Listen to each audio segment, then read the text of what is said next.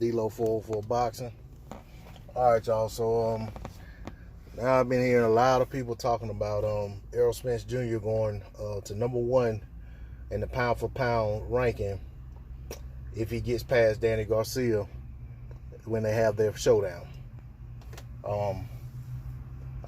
My take on that pretty much is this: if Errol Spence Jr. goes to #1 pound for pound by beating the, I'd say, third, maybe fourth or fifth best welterweight in the division, then he should already be #1 pound for pound. Now, don't get me wrong. I mean, everybody's entitled to their opinion. Pound for pound is pretty much just our take on, what we see of the person in our head and the body of work that we're seeing. But at the end of the day, different people have different criteria for pound. And with that being said, trust and believe, I recognize Errol Spence Jr. as one of the best boxers in the world. Of course, I'm eager to see how he returns, like a lot of other people are. But like I said, if Errol Spence Jr., I'm not going to speak for anybody else, but if I'm saying that Errol Spence Jr. is pound for pound #1, if he beats Danny Garcia, then I have to have him at #2 or #1 right now. Because, quite frankly, Danny Garcia at this point doesn't do a whole hell of a lot for Errol Spence Jr.'s case for being #1 pound for pound. But his overall body of work does look very good. And depending on what you like, he could already be your #1 pound for pound. He's not mine. But that being said, I mean, he's in the conversation. I got him in my top 5. But at the end of the day, I only talk about #1.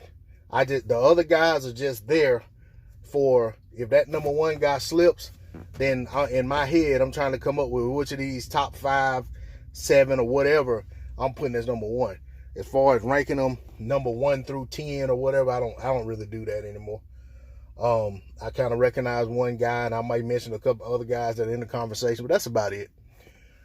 We got to look at Danny Garcia for what he is. Danny Garcia was a phenomenal fighter at 140 pounds. I'm not here to talk about who he got give decisions against. I'm not here to talk about who he squeaked by. I'm not here to talk about who he didn't fight at 140.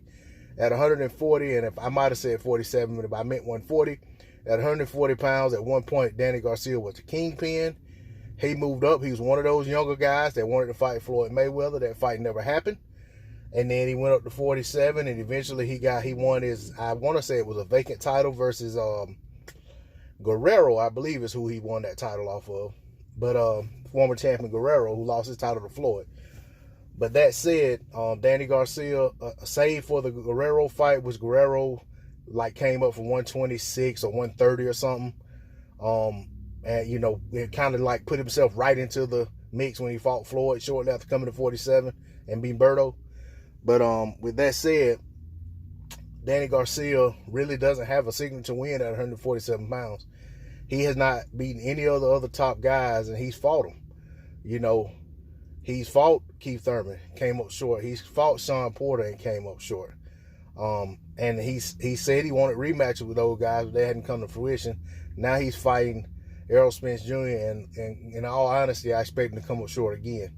And depending on what kind of shape Errol Spence Jr. comes in and what the game plan is and what Danny's game plan is, Danny may come up very short. But all in all, I will say this. Danny Swift Garcia won't move the needle for me, for Errol Spence Jr. in terms of where I look at him in the pound for pound situation. But like I said, the guy's one of the best fighters in all of boxing. That's all I got to say on the subject. D-Lo 404 Boxing, I'm out. Peace.